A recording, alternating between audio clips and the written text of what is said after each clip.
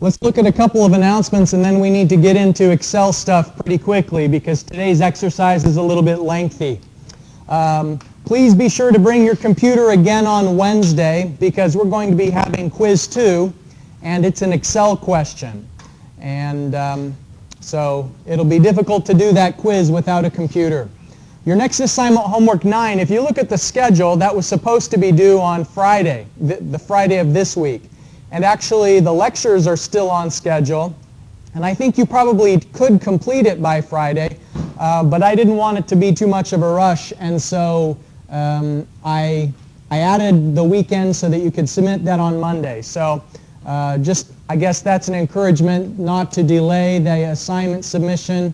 Don't delay getting started on that assignment because we'll have everything completed by Wednesday that you need to know for that.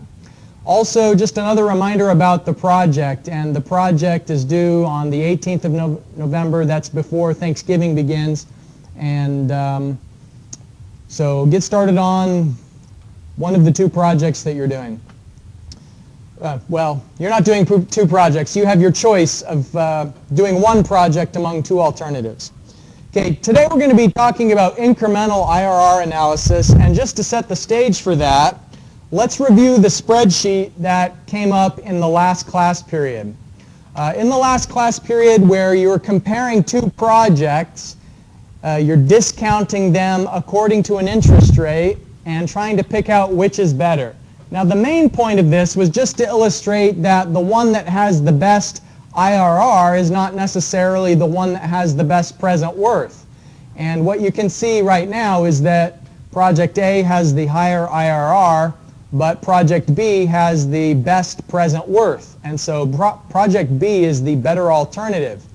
But I've added what's called conditional formatting so that whichever of these 2 is highlighted is the one that's the highest.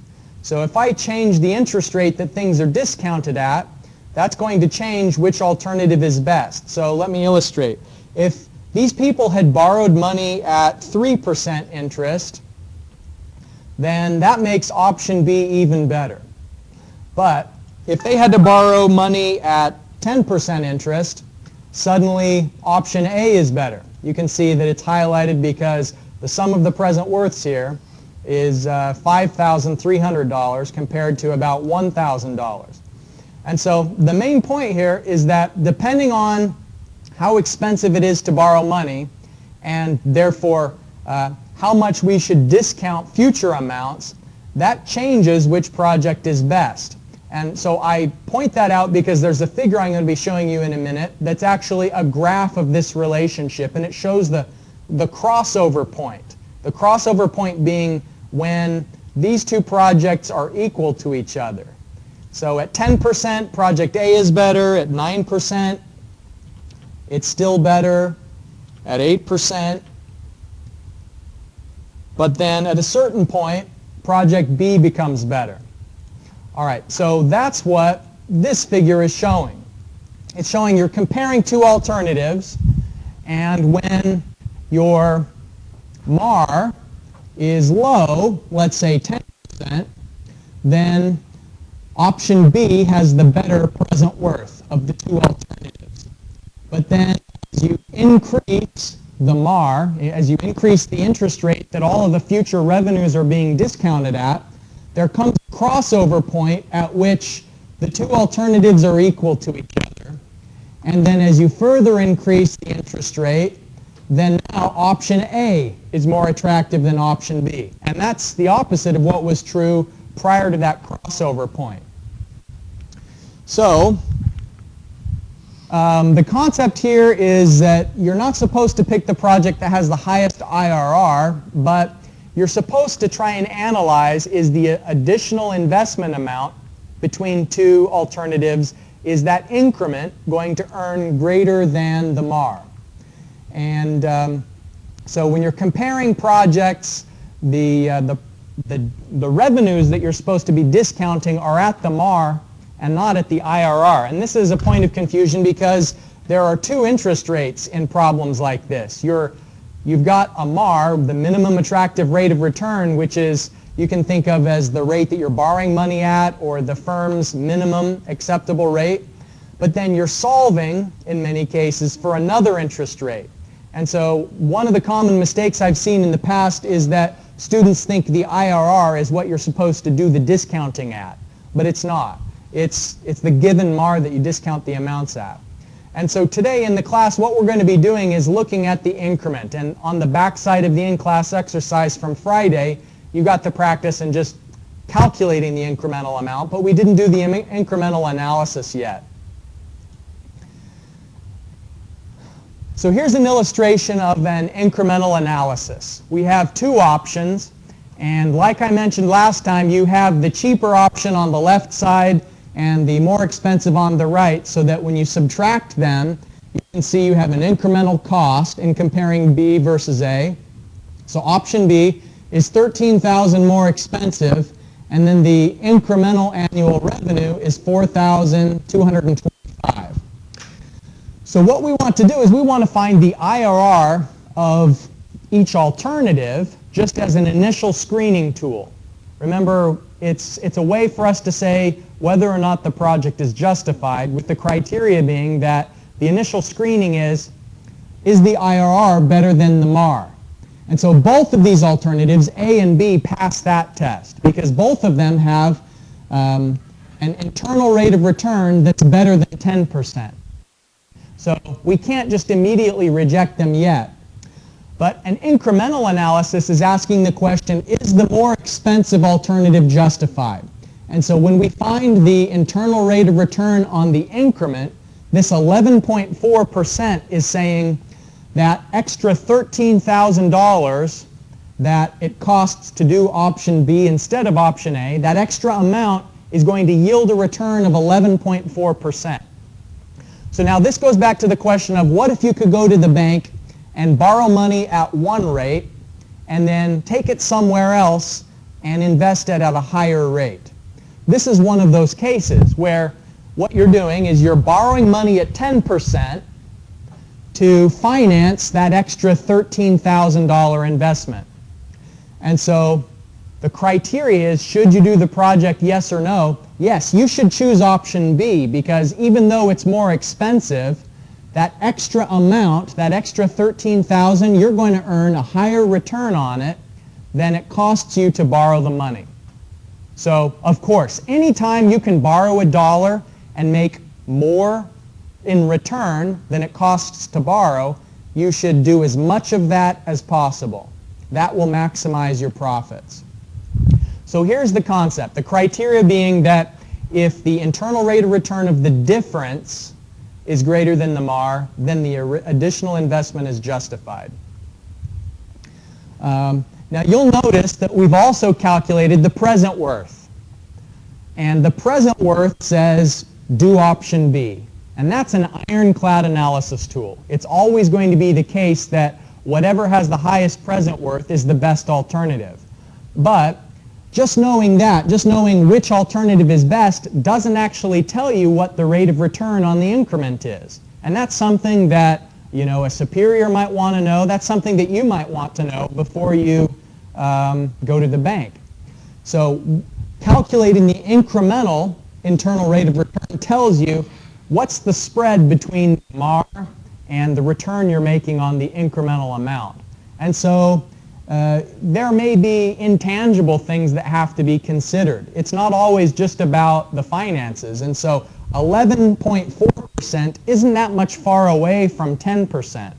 And so if option B is somehow less convenient, maybe the question that the person making the decision would have to ask is, you know, is it worth making that extra 1.4% above the MAR, or should I just go with option A? There might be environmental consequences that can't quite economically be quantified. There may be social costs or human costs that you can't quite put into dollar terms. And so that's an example of why you shouldn't just always pick the present worth as your means of analysis.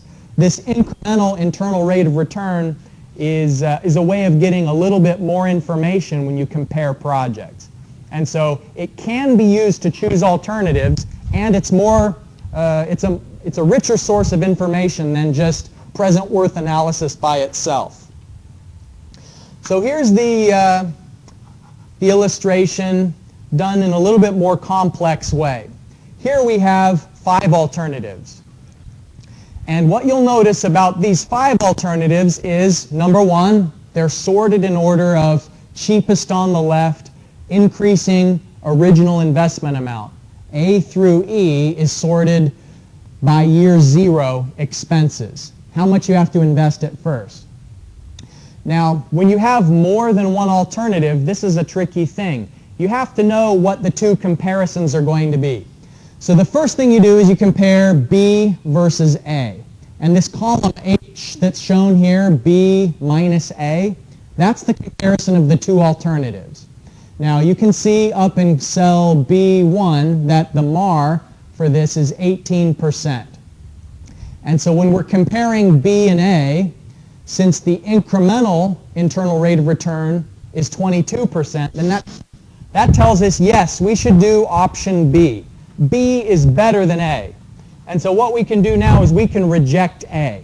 We don't have to consider it anymore. We don't have to compare any of the other alternatives to A because option B is our new favorite at this point. So you'll notice that here in column I, it's saying that the comparison now is C versus B. So C minus B. And so all these amounts in this column are simply the amounts from option C minus the amounts from option B. So you can see it's an extra $5,000, and then it gives this revenue of $2,200 each year. And so look at the incremental internal rate of return there. You're going to earn a 43% return on that extra amount of what C cost versus what B costs. And so applying the criteria here, it's greater than the MAR, and so the conclusion is, yes, we should do C. So now we reject B, and C is our new favorite. And so now you'll notice in column J here, the comparison is D versus C. We calculate the internal rate of return. It's 0. There's actually no return on investment there because if you add up all of these amounts, it's 10 years of $500 per year, which is equal to the $5,000. So 0% is less than the MAR, so we reject option D. Now this is the place where students always make mistakes, often. They don't always make the mistake, but often, is knowing what the next comparison should be. Like which 2 alternatives do you compare when you've rejected one of them? So here we've just rejected alternative D. And so the question is, what should be our last comparison? We still haven't analyzed E, but should we analyze option E to something we've just rejected? No, of course not. We already said we're throwing D in the garbage. We don't want to do option D. It's no good. So what you have to compare alternative E to is the last option that was attractive. And so that's why this final column here, column K, is E versus C. What I'm doing is I'm comparing alternative E to alternative C because C was the last yes that we had. It was the final thumbs up before we got to this option D that had to be rejected. And so when you calculate the internal rate of return, this time it's 14%, which, at least that's better than 0, but it's not as good as the MAR. So we have to reject alternative E as well. Therefore, our final conclusion is that option C is the one that we should pick because it was the most expensive option that was justified. And remember, we want to do the most expensive option that's justified because we're going to earn a bigger rate of return on that original investment amount. So all of the incremental costs are more than balanced out by the incremental revenues. So any questions about the sequence of comparisons, like how do you know which one to reject and which one to use as the next comparison?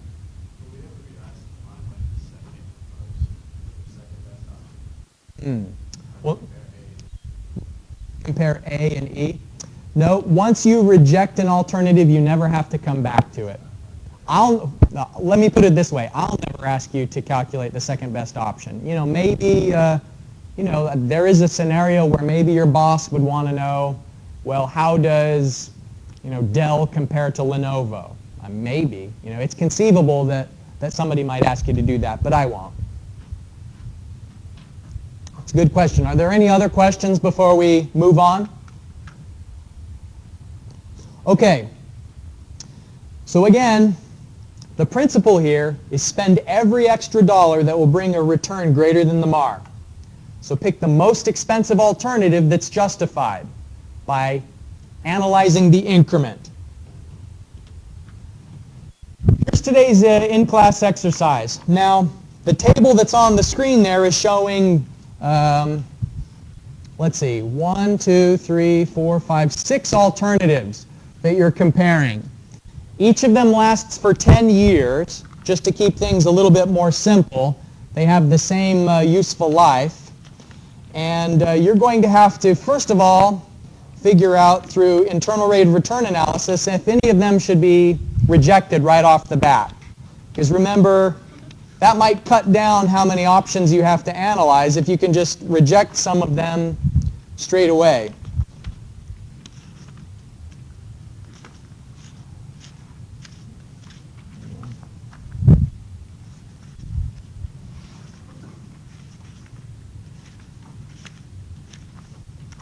Now today I'm going to ask you to submit your file on MU Online, and for every student who does that, who uploads their Excel file to MU Online, I'm going to give you 5 bonus points in the homework category.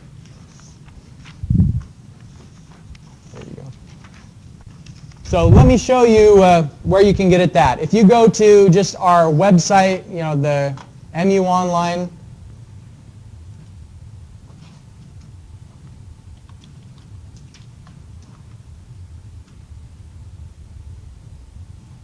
log in, it'll come up on the course web page as an assignment. Now there's no penalty if you don't do it, it's just you don't earn those 5 bonus points for doing it. And it's just going to be all or nothing. So you go to 221, and it's in the course content folder. If that's not the one that comes up immediately, it's here on the left side, course content. You scroll down, and it's the 10 October incremental internal rate of return analysis. Click there, and then you can upload a file. You just browse My Computer and get at the Excel file location of where you save your work. Okay, so everyone has a copy of today's in-class exercise, right?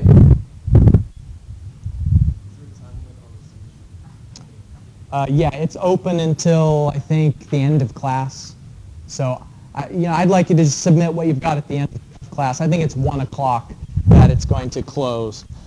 Okay, so you're comparing these options, these 6 options. The first thing you should do is just calculate the IRR of each. And then the next thing that you do after that, just following the steps, you got to list them in order of what's the cheapest on the left and increasing cost. So right now it's not in order.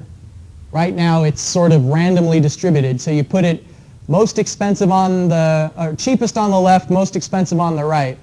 And then go through that incremental IRR analysis. And let me show you the way it looked on the previous slide. This is sort of how you're going to have to set it up. You'll have one series of columns that's the amounts, like this, so that you'll have the amounts in order, and then skip a cell, skip a column, and then in the subsequent columns is where you're doing the comparison, one minus the other one to calculate the increments. So I'll leave this slide up just so you have an idea of what the formatting should look like as you go through and do your work.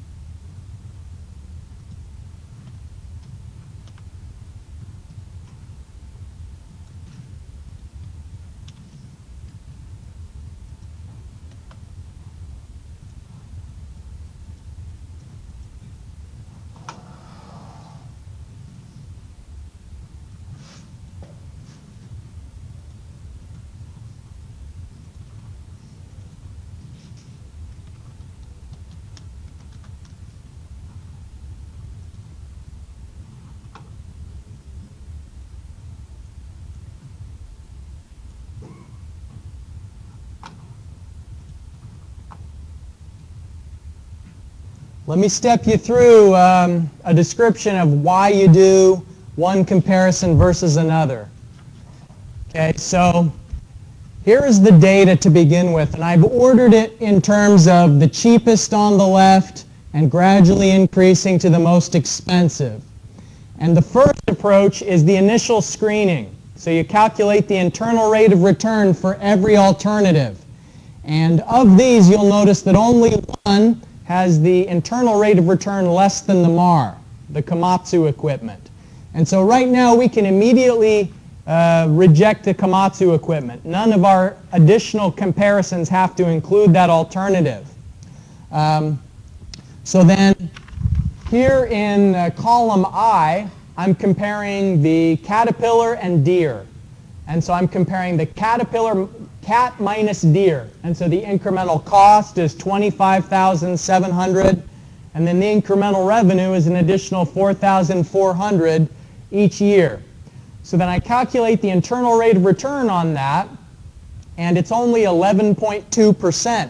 So that tells me since that 11.2% is less than the MAR, which is 12, that tells me I should reject the more expensive alternative. So cat is not better than Deere because the additional expense of the cat is not justified. So Deere remains my favorite. So I go on up the chain. Now I'm looking at Hitachi versus Deere. So Hitachi versus Deere, that's what's in column J. Calculating the IRR of it, 18% is higher than the MAR. So that tells me now that the additional amount that the Hitachi costs is justified. So now Hitachi is my current champion. It's my favorite. So all the comparisons, we reject one option, keep a favorite for the next one. So Volvo versus Hitachi. Now, by the way, I don't know whether I'm going to accept Volvo or whether I'm going to keep Hitachi, and so I can't necessarily label all of the columns at the beginning because you can only label the next column until you know the result of the one that went before it. And so Volvo minus Hitachi, the Volvo fails since the internal rate of return actually is negative here. You've only got $7,000 in revenue over the 10 years, offsetting the $15,000 cost, and so that's a bad investment. And so then my last comparison, the Atlas versus Hitachi, the internal rate of return, this time at least it's positive, but still it's below the MAR. And so I have to reject the Atlas, and it's the Hitachi that comes out on top. And so the Hitachi is the best option. The second best option was the last one that I said okay to before I decided on the Hitachi instead. And so it looks like the last one I said okay to was the cat. No, let's see, Hitachi versus Deere. So it was the Deere. Yeah. So my best alternative is Hitachi, and then here I'm calculating the net present value to just sort of verify. In the back of my mind, I want to be absolutely sure that Hitachi is the correct one to choose, and finding the present worth of all the alternatives proves that Hitachi is best because it's got the highest NPV. Do you have a question? Specific about yours? All right, I'll be right there.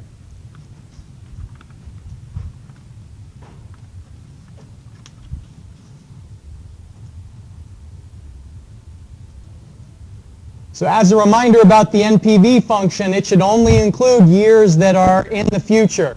So when you do NPV, you're discounting everything at the MAR, and you include 1 through 10 inside the NPV function, and then you close the parentheses and add what's at year 0 separately. And then that'll give you the overall present value of each alternative.